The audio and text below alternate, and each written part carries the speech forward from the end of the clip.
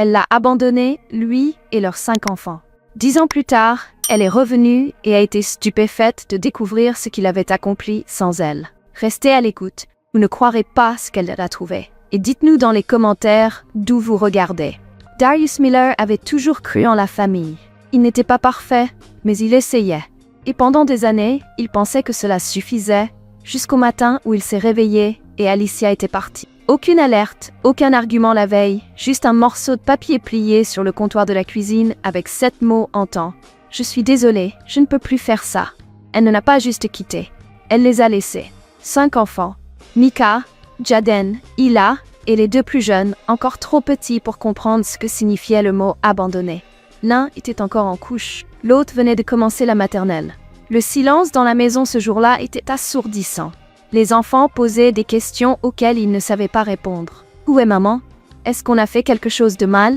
Il ne savait pas comment répondre, alors il a menti. Il leur a dit qu'elle avait besoin de temps, qu'elle les aimait et qu'elle reviendrait. Mais les jours sont devenus des semaines. Les semaines sont devenues des mois. Et Alicia n'est jamais revenue. Ce qui a suivi fut le chaos. Darius a dû quitter l'un de ses 2 emplois, car les frais de garde d'enfants coûtaient plus que son salaire. Il dormait à peine. Il brûlait les repas. Il oubliait les autorisations. Et pourtant, d'une manière ou d'une autre, ils ont survécu. Chaque jour commençait à 5 heures du matin, lorsque le reste du monde était encore calme. Il se versait une tasse de café dans la même tasse ébréchée qu'Alicia adorait. Cette tasse est devenue un souvenir, non pas d'elle, mais de la vie qu'il refusait de laisser s'effondrer. À 6h30, la cuisine était remplie de mouvements. Crêpes qui sautaient, enfants qui se disputaient pour la salle de bain, Hila qui pleurait à propos d'une chaussette perdue. Il n'avait jamais le temps de finir son café, mais le son de leur rire quand ils venaient était tout ce qui comptait. Sur le chantier, Darius trouvait une étrange paix. Le cliquetis des outils et le rugissement des machines couvraient les préoccupations dans son esprit. Son superviseur, Harold, secouait souvent la tête. 5 enfants et tu tiens encore le coup, mec? Darius se contentait de sourire. Personne ne savait qu'il pleurait parfois dans son camion pendant ses pauses déjeuner. Micah, son aîné, est devenu son bras droit. Ils ont mûri bien trop vite, prenant le rôle qu'Alicia avait abandonné. Micah aidait à préparer le dîner, gérait les plus jeunes et ne se plaignait jamais. Mais Darius remarquait l'impact, les regards silencieux, les yeux fatigués. Il y a eu des nuits où Darius pensait qu'il ne tiendrait plus. Lorsqu'il ne savait pas comment payer les factures ou comment passer une autre réunion parents-professeurs seul, mais chaque fois, il a passé ses bras autour de lui et murmurait « Je t'aime, papa ». Cela lui donnait la force de lutter encore un jour. Et il a lutté fort. Il a raté des mariages, des anniversaires, des promotions. Tandis que les autres construisaient des carrières, lui construisait un foyer à partir de rien. Tandis que ses pairs gravissaient des échelons, lui tenaient des mains lors des dépôts scolaires et essuyaient des nez au coucher. Puis, 10 ans après la disparition d'Alicia, tout a de nouveau changé. C'était un jeudi comme les autres. Il est rentré chez lui, a enlevé ses bottes et a trié le tas habituel de courrier. Factures, publicités, prospectus scolaires. Puis il l'a vu, une lettre. Pas d'adresse d'expéditeur, mais l'écriture était incontestable. Alicia, son cœur s'est arrêté. Il retint son souffle. 10 ans, 10 anniversaires, 10 Noël, 10 premiers jours d'école. Tout sans elle. Et maintenant, la voilà qui tendait la main. Il n'a pas ouvert la lettre. Pas encore. Il la fixa alors que ses enfants remplissaient la cuisine derrière lui, riant, criant, se chamaillant pour savoir qui a vu la dernière part de pizza. La vie qu'il avait construite sans elle semblait soudainement mise au défi. La lettre resta scellée pendant des jours. Darius la garda dans la poche de sa veste, assez près pour la sentir, mais assez loin pour l'ignorer. Au travail, il la sentait pressée contre sa poitrine chaque fois qu'il se penchait pour soulever une poutre ou attraper un outil. Il pensait à l'ouvrir, puis chassait cette pensée. Il n'était pas prêt.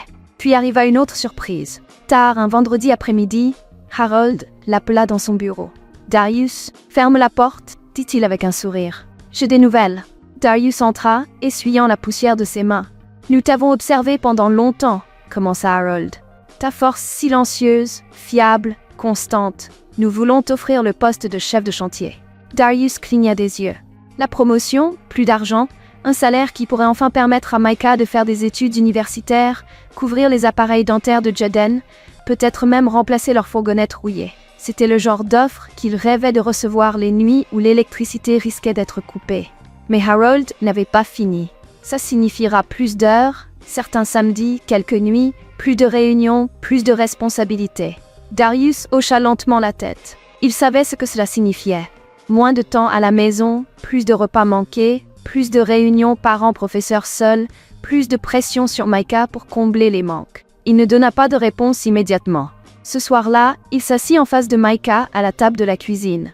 Les autres étaient allés se coucher. L'ours en peluche préféré de Leila était oublié sur le canapé. La cuisine était enfin calme. « On m'a offert une promotion aujourd'hui », dit Darius en observant le visage de Micah. Leurs yeux s'agrandirent. « C'est génial, non ?»« Oui », répondit Darius. « Mais cela veut aussi dire que je serai moins présent. » Micah fit une pause, puis offrit un petit sourire. « On s'en sortira, papa. Tu t'en es toujours sorti. » Cela avait été dit avec confiance, mais Darius vit le poids derrière ces mots. Micah avait maintenu cette famille ensemble aussi longtemps que lui. Plus tard cette nuit-là, seul dans sa chambre, Darius ouvrit enfin la lettre. Elle commença comme une confession.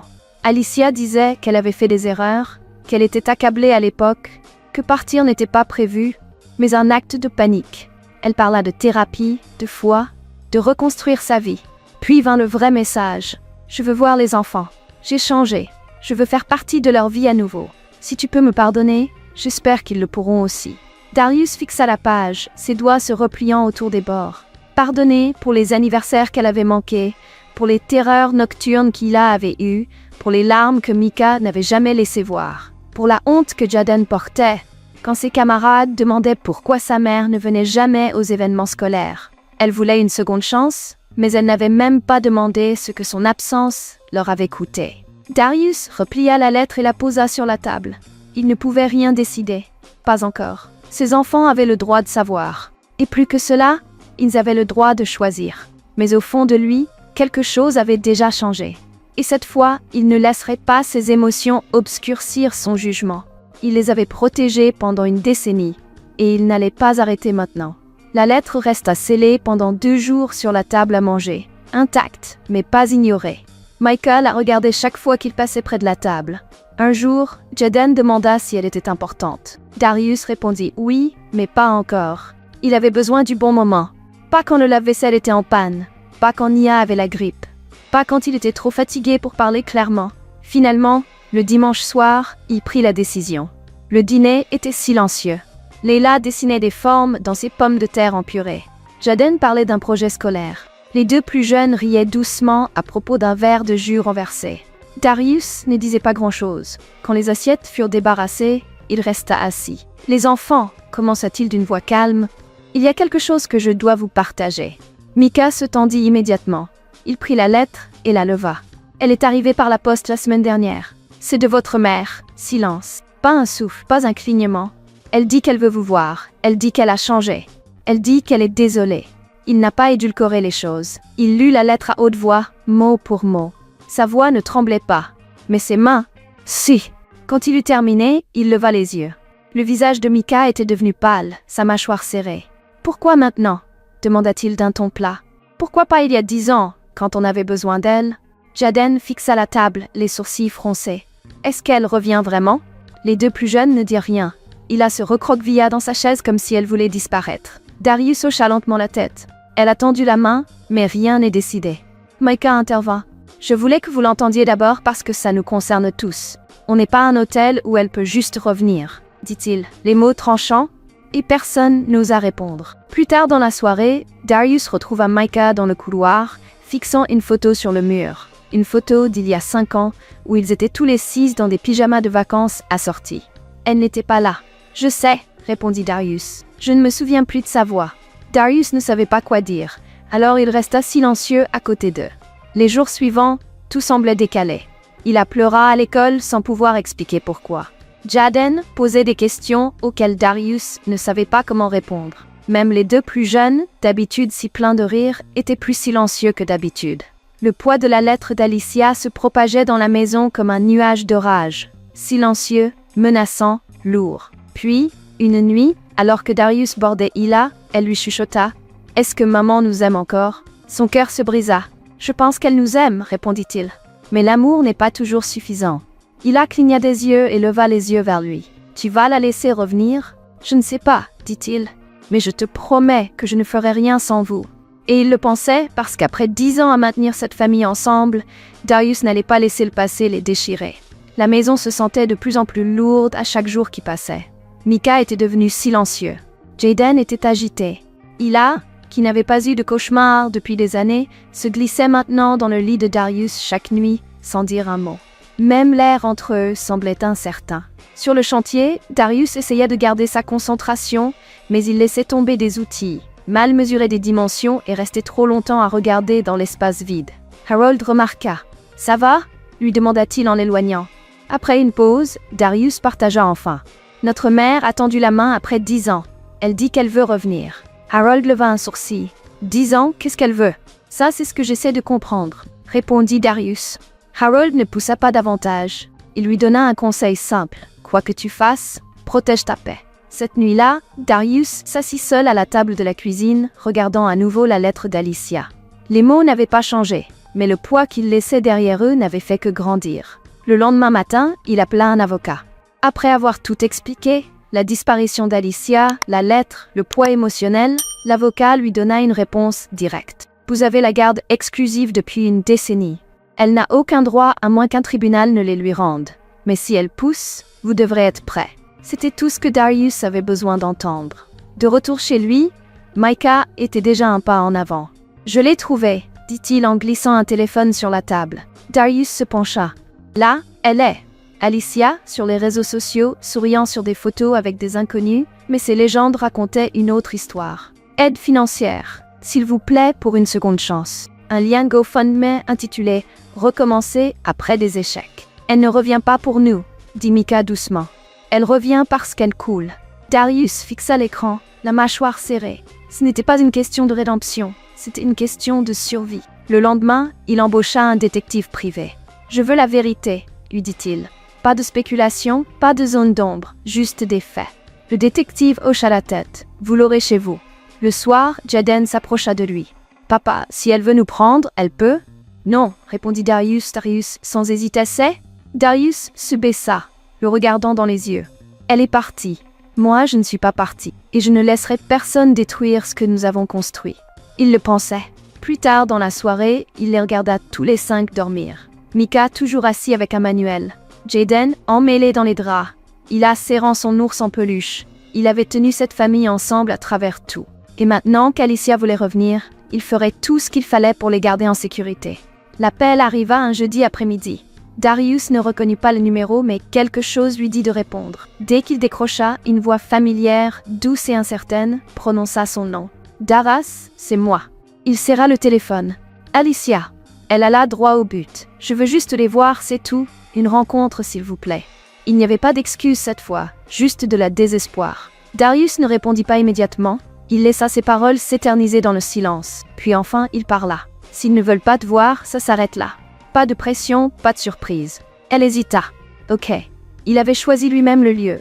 Un parc public, familier, neutre, un endroit avec de l'espace pour partir si nécessaire. Micah n'avait pas beaucoup réagi lorsqu'il leur en avait parlé, se contentant de hocher la tête, la mâchoire serrée. Jaden avait posé la question que tout le monde redoutait. « On doit y aller ?»« Non, vous n'êtes pas obligés, » répondit Darius. « Personne ne vous force à quoi que ce soit. » Mais ils étaient tous d'accord. Ils avaient besoin de savoir. Le jour du rendez-vous, le temps correspondait à l'ambiance. Un ciel gris, pas tout à fait pluvieux, mais suffisamment froid pour que ce soit désagréable. Darius se tenait près de l'étang à canard, avec les 5 enfants à ses côtés. Lorsque Alicia apparut enfin, elle ne ressemblait en rien à la femme qui était partie 10 ans auparavant. Ses cheveux étaient tirés en arrière, son manteau trop léger pour la météo. Elle semblait plus âgée, fatiguée, creusée. Elle s'avança lentement, les yeux rivés sur les enfants. « Vous m'avez tous manqué, » dit-elle, la voix tremblante. Aucun d'eux ne bougea. Micah croisa les bras, Jaden fixa le sol. Ila serra la main de Darius, se cachant presque derrière sa jambe. Alicia continua à parler. Elle parlait de s'être perdue, de s'être retrouvée, de combien la vie avait été difficile. Mais ces mots ne portaient pas. Ils ricochaient sur les années d'absence comme la pluie sur un toit. Puis, Micah fit un pas en avant. « Qu'attends-tu de nous maintenant ?» demanda-t-il. Ce n'était pas hostile, c'était honnête. Et Alicia n'eut pas de réponse. La rencontre ne dura pas beaucoup plus longtemps. Il n'y eut pas de câlins, pas de larmes, juste un lourd silence, brisé uniquement par le bruit des canards dans l'étang. Alors qu'il se tournait pour partir, Alicia murmura « J'espère que vous me laisserez essayer ». Mais personne ne répondit. Le retour à la maison se fit en silence. Les enfants ne se disputaient pas. Personne ne chercha à mettre de la musique. Le silence en disait plus que tous les mots. Ce soir-là, Darius était assis au bord de son lit, tandis que Micah se tenait dans l'encadrement de la porte. Elle n'a même pas demandé comment on allait, dit-il. Darius acquiesça. « Je suis fier de vous, répondit-il. De vous tous. Parce que peu importe ce qu'Alicia espérait, ce n'était pas ça. Ils n'étaient plus les mêmes enfants qu'elle avait laissés derrière elle. Et cette fois, ils ne se laisseraient pas briser. Le silence après la visite au parc ne s'estompa pas. Au dîner, personne ne parla d'Alicia, mais le poids de cette rencontre persistait dans chaque regard, chaque pause entre deux bouchées. Même Hila, habituellement si pleine de questions, resta silencieuse. Micah faisait défiler son téléphone en silence, tandis que les autres mangeaient. « Il semblait avoir besoin de quelque chose », murmura-t-il. « Pas comme quelqu'un qui revient par amour. » Darius ne répondit pas, car au fond de lui, il avait commencé à croire la même chose. 3 jours plus tard, l'appel arriva du détective privé. « J'ai trouvé quelque chose, dit-il. Tu ferais bien de t'asseoir. » Darius se prépara à entendre la suite. Le détective lui expliqua froidement. Alicia est endettée, gravement endettée. Carte de crédit au plafond, 2 poursuites judiciaires en cours. Un avis d'expulsion déposé il y a 6 semaines. Elle a fait plusieurs petits boulots, aucun d'eux ne dépassant 1 an. Et la page GoFundMe que Micah a trouvée, elle est réelle. Elle essaie juste de se maintenir à flot. Mais ce n'était pas tout. Elle a mentionné ton nom, dit le détective, à des amis sur des forums en ligne. Il est évident qu'elle pense que renouer avec les enfants pourrait résoudre ses problèmes. Darius se laissa aller en arrière dans sa chaise, le téléphone toujours collé à son oreille. Voilà, ce n'était pas une seconde chance pour la famille, mais une bouée de sauvetage. Il raccrocha, le nœud dans sa poitrine se dénouant pour laisser place à une froide clarté. Ce soir-là, il appela une réunion familiale. Les enfants se rassemblèrent autour de la table, l'atmosphère toujours délicate. Darius posa le rapport devant eux, les laissant découvrir la vérité par eux-mêmes. « Je voulais que vous sachiez ce qui se passe vraiment, dit-il. Pas de secret, pas de fausse apparence. » Micah lut en silence, Jaden feuilletait les pages, les yeux de plus en plus écarquillés. Les plus jeunes se penchèrent sur le côté de Darius. « Elle est en difficulté, » dit Micah doucement. « Oui, » répondit Darius, « mais pas pour les raisons qu'elle a données. » Il leva les yeux, la voix douce. « Alors elle ne revient pas parce qu'elle nous aime. »« Non, ma chérie, » dit Darius en l'enlaçant. « Elle est revenue parce qu'elle avait besoin de quelque chose. Mais cette fois, on ne lui doit rien. » Un long silence suivit. L'air dans la maison était lourd. Après avoir lu le rapport, les enfants ne posèrent plus de questions. Ils n'en avaient pas besoin. La vérité était là. Alicia n'était pas revenue pour se réconcilier. Elle était revenue pour être sauvée. Et Darius avait pris sa décision. Plus tard dans la nuit, après que les autres soient allés se coucher, il entra dans sa chambre, ouvrit le tiroir du haut de son bureau et en sortit une épaisse enveloppe qu'il avait gardée scellée pendant presque 3 ans. À l'intérieur se trouvaient des documents soigneusement organisés, construits en silence, signés laborieusement. Le soir suivant, il rassembla les enfants autour de la table à manger à nouveau, cette fois avec quelque chose à leur montrer. « J'ai gardé ceci jusqu'au bon moment, » dit-il en posant l'enveloppe sur la table. Micah haussa un sourcil, Jaden se pencha en avant. Darius l'ouvrit lentement, révélant des papiers avec des tampons officiels et des signatures. « J'ai économisé, investi, planifié pour chacun de vous. Pas seulement pour l'université, pas seulement pour les urgences, mais pour votre sécurité. » Il marqua une pause. « J'ai aussi travaillé avec un avocat pour m'assurer qu'aucun de vous ne puisse jamais être emporté par quelqu'un. » Les yeux de Micah se plissèrent, perplexes. « Qu'est-ce que tu veux dire? J'ai légalement adopté chacun de vous. » Le silence. Jaden cligna des yeux. La bouche d'Hila se décrocha. Même les plus jeunes restèrent parfaitement immobiles. Je voulais que ce soit permanent. Pas de faille, pas de réclamation de garde, pas de surprise. Il regarda autour de la table. « Vous êtes les miens, légalement, par cœur, par toutes les mesures qui comptent. » Micah avala difficilement. « Tu as fait tout ça sans nous le dire. » Darius sourit doucement. « Parce que l'amour n'est pas bruyant. Parfois ça fonctionne discrètement en arrière-plan, veillant à ce que vous soyez en sécurité, même quand vous ne le savez pas. » La voix de Jaden se brisa. « Tu n'avais pas à le faire, mais tu l'as fait. »« Je devais le faire, » répondit Darius. « Parce que vous êtes ma famille et je ne laisserai jamais personne nous enlever ça. Plus jamais. » Les larmes tombèrent librement maintenant. Il la monta sur ses genoux, Mika tendit la main à travers la table et lui serra la main. Ce moment n'avait pas besoin de musique, il n'avait pas besoin de fanfare. C'était tout ce qui leur avait manqué pendant 10 ans. La certitude, pas celle qui se parle, mais celle qui se prouve. Les semaines qui suivirent, la paix revint enfin à la maison des Miller. Mika visita des universités, Jaden rejoignit l'équipe de football, Ila retourna en cours de danse. Les deux plus jeunes remplirent à nouveau la maison de rire. Pour la première fois depuis des années, ils étaient libres de rêver sans crainte d'être interrompus. Un soir, Darius sortit les derniers documents légaux. Il avait finalisé chaque mesure de sécurité. Adoption terminée, finances sécurisées, avenir protégé. Sa promesse envers eux était devenue permanente. Puis une lettre arriva. L'écriture d'Alicia. Elle était courte, pleine de regrets, honnête. Elle admit la vérité.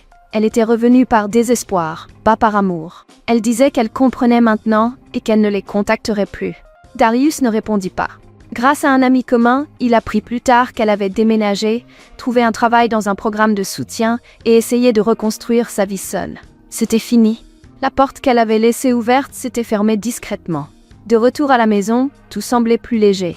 Les soirées cinéma revinrent. Les rires résonnaient dans chaque pièce. Et quand Mika se tint dans la cuisine une nuit et dit « Tu nous as sauvés », Darius secoua simplement la tête. « Non, dit-il, nous nous sommes sauvés mutuellement. » Et ensemble, ils continuèrent d'avancer, plus forts, plus sages et inébranlables. Parce que ce n'était pas la famille qu'Alicia avait laissée derrière elle. C'était la famille que Darius avait construite. Darius n'a pas simplement élevé 5 enfants seuls. Il a construit une fondation sur laquelle il pouvait se tenir pour la vie, à travers le chagrin, les sacrifices et la force discrète. Il a prouvé que l'amour ne se mesure pas par de grands gestes, mais par la présence quotidienne. Il n'avait pas besoin de reconnaissance. Il avait besoin qu'ils soient entiers, en sécurité et libres. Et à la fin, il a donné à ses enfants quelque chose que leur mère n'avait jamais pu leur offrir. La sécurité sans condition et l'amour sans limite. Maintenant, laissez-moi vous poser la question. Que feriez-vous si quelqu'un de votre passé revenait soudainement après des années de silence, demandant une seconde chance? Dites-le nous dans les commentaires si cette histoire vous a ému, inspiré ou rappelé la force de la famille. N'oubliez pas de liker, partager et vous abonner pour plus d'histoires inoubliables comme celle-ci. Merci d'avoir regardé et à la prochaine histoire.